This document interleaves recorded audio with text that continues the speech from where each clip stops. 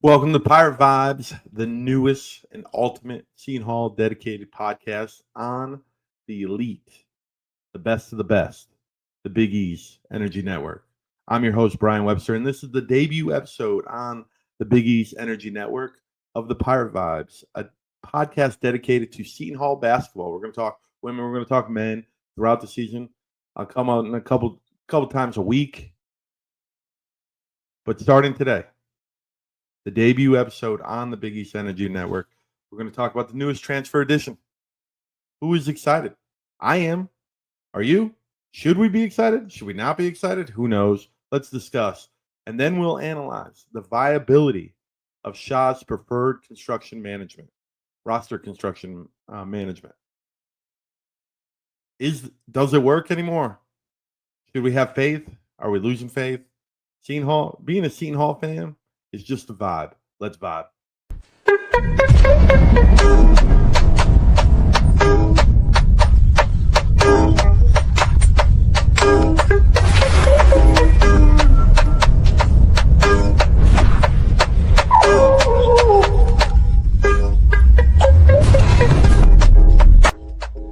Thank you for joining me on my debut episode. Leave a comment, subscribe to the Big East Energy Network. Let's build this, right? We need a home for the Seton Hall Pirates. Too many times we've been kind of the silent team in the conference, especially the traditional Big East schools. So why don't we rep Jersey? We rep Seton Hall. We rep those Pirates on this show, Pirate Vibes. Let's build a little community here on the Big East Energy Network. And we're going to start with the big news. I had a whole script ready for debut episode. We're going to analyze. We're going to overanalyze. You know, it's a debut episode. You got to come in hot. And then about last night, that would be Tuesday night, Elijah Fisher. It breaks on the internet that Elijah Fisher from Pacific is coming over to Seton Hall in the latest transfer portal edition for our Pirates. Now, this might be the biggest name that Shah has gotten this year. Without a doubt, actually, to tell you the truth, when you compare the rest. That's not to criticize the other ones, and we'll dive into them as the offseason goes on. Obviously, we'll talk about all of them. I really like a lot of them. They're good fits, so I'm excited about it. But tonight, we're going to dedicate this one to Elijah Fisher. Big name, big show, debut show, right? Elijah Fisher comes in from Pacific University after being at DePaul for a year, after being at Texas Tech for a year, and comes through Canada. He was a 4-star recruit coming out of high school. So are we late here? Is Seton Hall late to the party? Are we getting someone else's trash or something that did not work out for the last 3 years as he's been in 3 different schools? Is Seton Hall getting a good find, maybe a gem? Or are they just retreading everything? This is a retread. Me personally, I think this is a perfect fit. I think this is a perfect fit because we had an opportunity on the wing, a big, powerful dunker, big, strong guy that plays defense. Not the greatest shooter, but we all know that since Shah's been here, Seton Hall has not been a great shooter, and we'll touch on that later. But he had 30% if you round up. He's like 29.8, I believe, last year at Pacific. He's a better shooter at DePaul, which, if you guys remember, is a Big East school. He started 63 out of the last 66 games. So the last 2 years, wherever he's gone, he has started. But the knock on him is that he hasn't won. The knock on him is that he was a top 50 recruit, 4-star. Went to Texas Tech, an elite program. A good program. I want to call it elite, but a very good program. A big power school. After a year, he can't get on the floor. He goes to DePaul. We all know DePaul's not a winning team, right? They change coaches. He leaves DePaul, goes to Texas Tech. I'm sorry, he goes to Pacific. He had 7 wins last year. He played on a 7-win team. He started basically all the games, but he had a 7-win team. Sounds familiar, huh? Seton Hall offered him back when he was coming out of high school. That's when he went with Texas Tech. He's from Canada. He played on the Canadian. He played for the Canadian national team, the U19 team. He's got quick hands. He's always looking to go to the rim. He's tough. He's physical. He was in the draft this year, the NBA draft, and he came back obviously, and now he ends up with Shaw and the Pirates. Is it a good fit? My answer, yes. It's a great fit. The Shaw doesn't like shooters. He likes tough guys that are going to play defense, which this guy's got great hands. He likes physical guys. This guy loves to get to the rim and get physical. We know what kind of ball Shaw wants to play. This is a perfect fit. But another reason why this is a perfect fit is because we all know where Seton Hall stands in terms of money in the Big East Conference. Probably one of the bottom 2, 3. They don't raise the funds. They don't go after guys. So we have Seton Hall has to have a different style than the UConns, the Creightons, who can go after the big guys, spend some money, bring in the guy that they need, the missing piece. Seton Hall has to go about it where they're going to find a vulnerability in the market. I said on my previous when my show was on my own YouTube channel before I joined with Big East Energy Network, which I love the fact that all of the network is all together, and we got a UConn show, we got a Crane show, more shows, the weekly show for the conference. Finally, the Big East is getting some respect. But I said on my other show that Seton Hall needs to bring in a different perspective, a Moneyball perspective per se. And this may be the way they go about it. That you get a guy that, came out of high school, highly recruited. You might even offer him like they did with Elijah Fisher. He goes somewhere else. It doesn't work out. But obviously something was there, right? If all these schools, Kentucky, Seton Hall, Texas Tech, were offering this guy coming out of Canada, there has to be something there. Kicks around for a year or two. In this case, 3. And he never progresses. Well, we've got a coach that's going to develop you if you're willing to buy in, especially defensively. We got a coach that's likes to spread out the minutes, right? Likes to have 10 guys. Doesn't have the star mentality. So maybe that is the perfect fit. The perfect fit that Seton Hall will get guys that aren't working out in other situations. That aren't, but they have a lot of talent. The 4 stars, the top 50 recruits, the kids that go to Missouri. I don't even have a particular name in my head, but he goes to Missouri, doesn't work out there. With this new era, he leaves, right?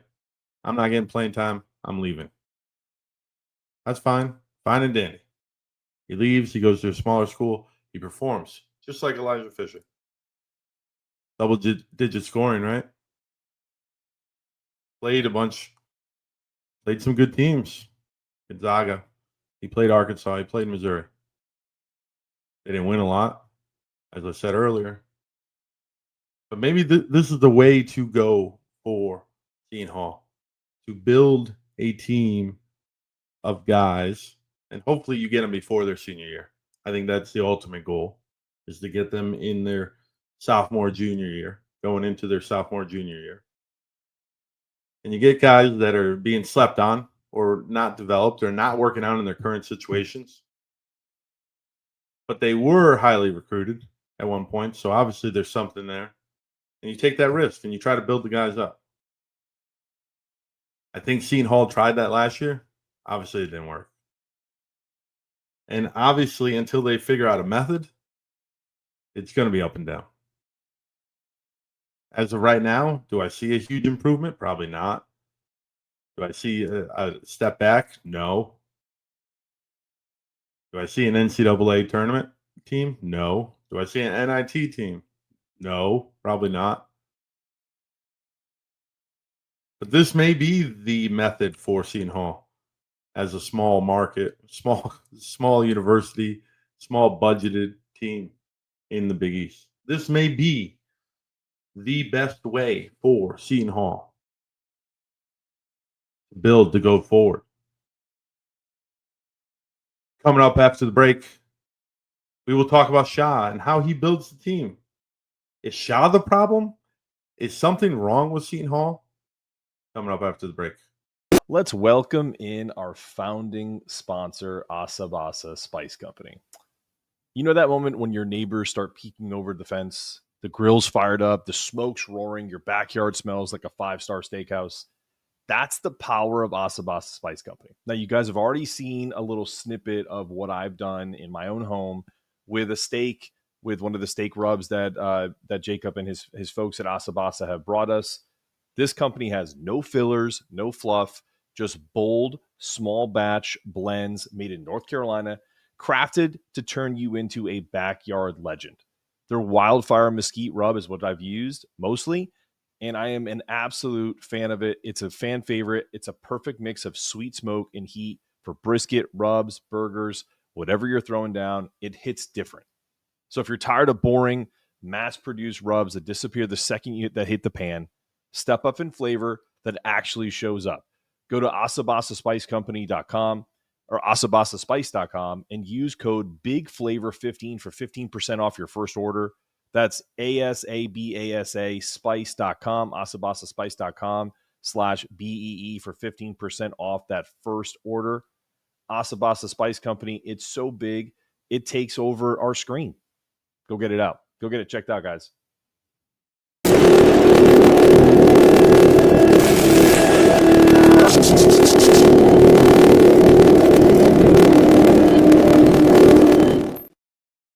Thank you for coming back to Pirate Vibes, the newest show on the Big East Energy Network, dedicated to your Seton Hall Pirates. I'm your host, Bryan Webster, and we're going to dive into the star power issue.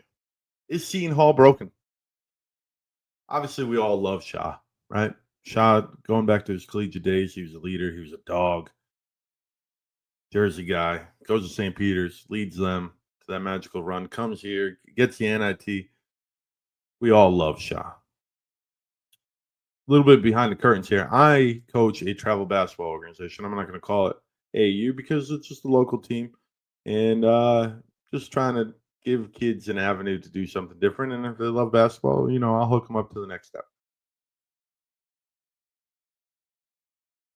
I say that because I listen to a lot of coaching podcasts on my way into work. I drive about an hour to work, and I came across Shaheen Holloway's basketball immersion podcast.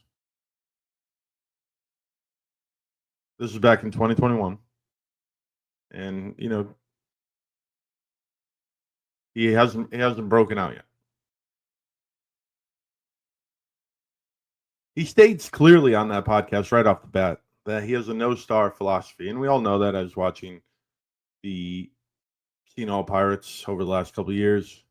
He doesn't have a star. He doesn't treat stars differently. He doesn't recruit stars. He recruits guys that are like him, dogs, defensive, energy, nonstop, and he tries to get them and try to mold them into a team. He clearly says on that podcast that he loves double-digit minutes for 10 guys. But is that broken now in the era of NIL? Is that going to work? Can you win when you have guys splitting minutes? Can you keep guys happy? You saw what happened this past season, right? I know it's only a 10-win team. I mean, a 7-win team. And I know it was only 1 year. But by splitting minutes,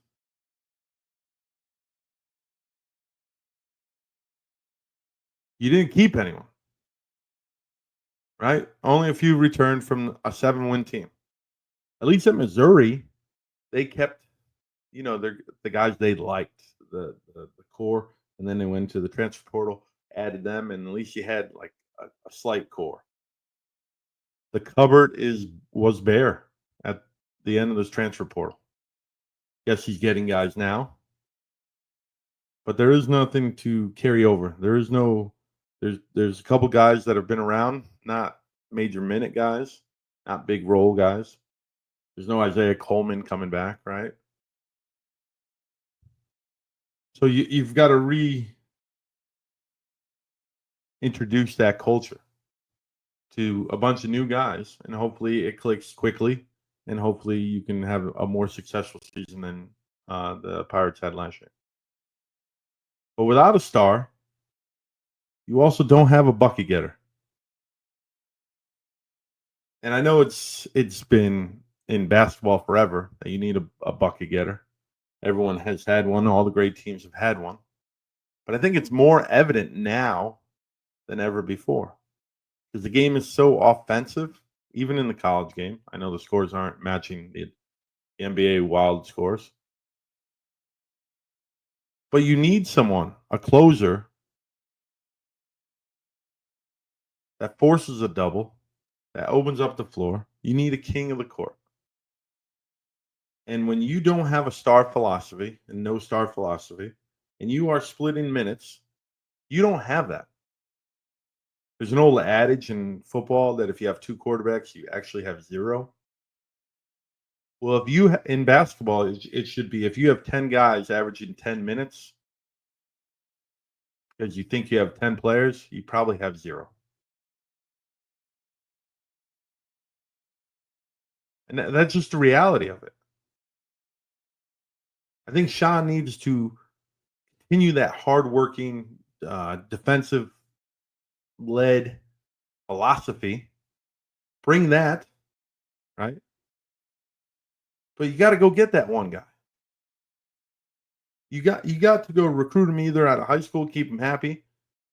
But me personally, I would prefer to get a junior right now, a guy that 2 years. Guess what? Hey man, you're not in the NBA about your sophomore year. Let's let's try to get you in the NBA by the time you're done here. Well, 2 years, we'll give you the ball. You're our guy.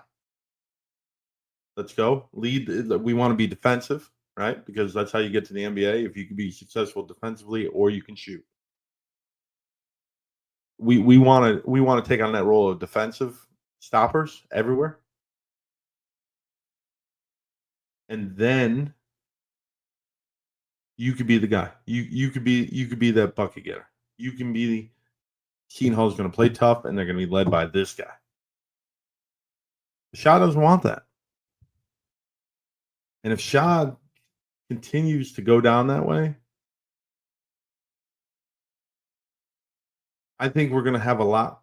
Shaheen Holloway's going to have a lot more seasons like they did last year than the NIT year. I think you're going to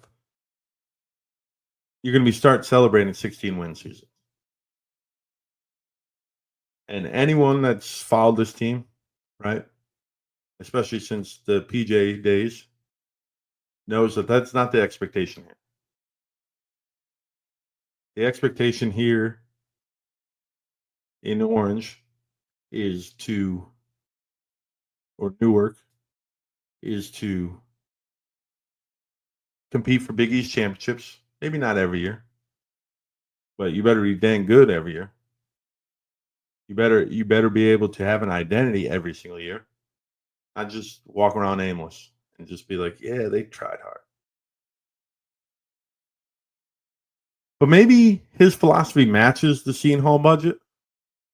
We talked about in the last segment about Elijah Fisher, maybe the type of guy that they get. Maybe Shah's philosophy is that. Maybe that's a Seton Hall budget kind of move. We're going to get a bunch of guys that have played all over the place.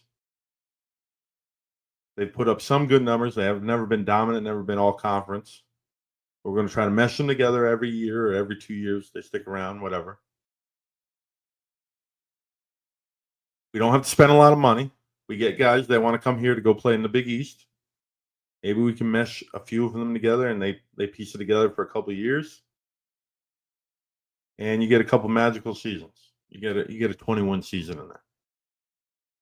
But there's going to be some times that you end up with a 24-25 season. That's just the fact. If you don't go get your number one guy or 2B guys, you can't get all C guys. You got to get some dogs, some guys that are going to lead the way. So hopefully Shah and staff and Felt and everyone at Seton Hall is assessing the situation and trying to make some changes. Because it always seems like they're a day late and a dollar short. Coming up next, we will talk about the most concerning item for the current roster. You are watching Pirates 5.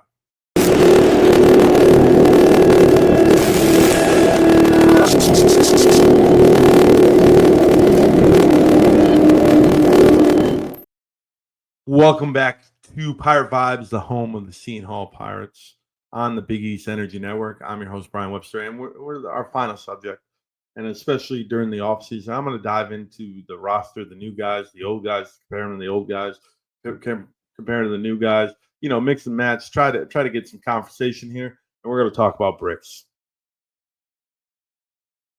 If anyone watched the team last year, you know how many bricks we saw that year. Free throws, 3-point shooting, regular shooting, adjusted. I don't care what field goal percentage or whatever shooting statistic you want to throw out there. The Seton Hall Pirates were bad at offense. There's 364 teams in college basketball in Division I. There were 5 that were worse than Seton Hall.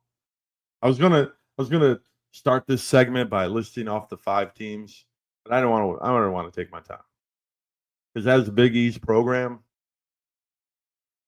you cannot be at 359 out of 364 on offensive rating in the country. You cannot and compete.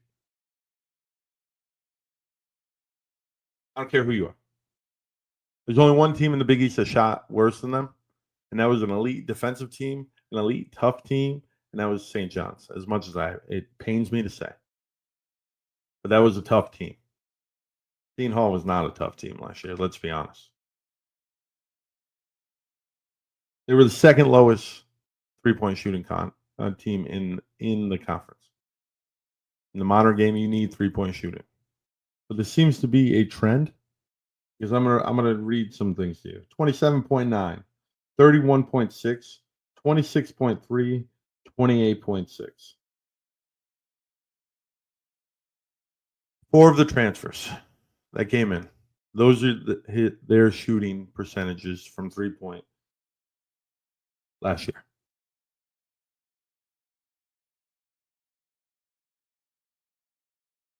If you say Rivera was the best, the kid from Fordham, he had 31.6. He was a bench guy, so we're going to give him some credit because, coming off the bench, shooting hot and keeping it at about 30 to 35%, it's pretty good. I would say. I would love that. I would love a team full of 30 to 35, right? I would love it. But it seems like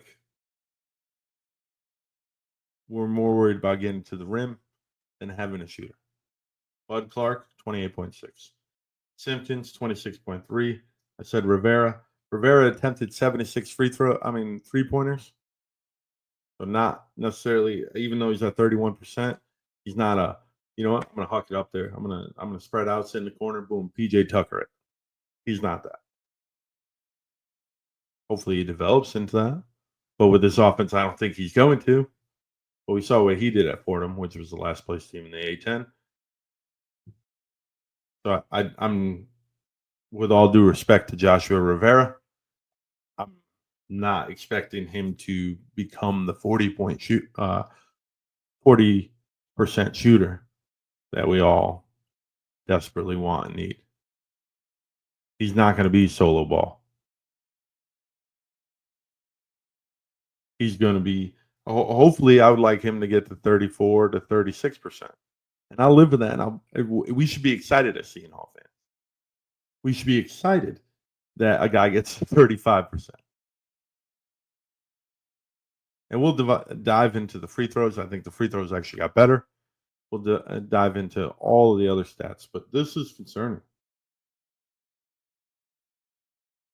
Because the only way that this roster construction will end up working, where you're getting guys that are tough defensively, not great offensively, are if you go spend the money for someone that's going to be elite at getting the rim. Elijah Fisher can get to the rim. Would I call him elite? Probably not. Probably really good. Should be pretty good. Joshua Rivera, would I call him elite to get to the rim? No, but he's got that big body. He should be able to get to the rim, but not elite.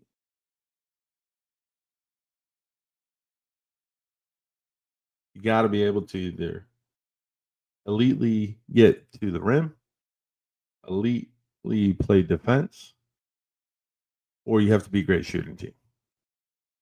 You got to have 2 out of the 3. If you have 2 out of 3, you're in good shape. And right now, I think Seton Hall's doesn't have 1 out of 3 calling an elite. They could be very good defensively. They could be very good at getting to the rim. I just hope for average and shooting. But that all matches back up to the money. We talked about it in every single segment.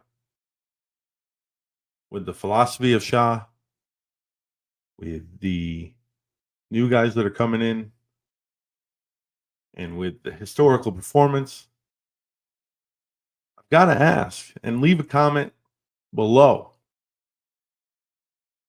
Is Seton Hall broken? I'm your host, Bryan Webster, on the Big East Energy Network. Still getting used to saying that, I got to freshen that up. Big East Energy Network. This has been Pirate Vibes. Stay true, stay blue, and vibe on. Ahoy there! Ahoy,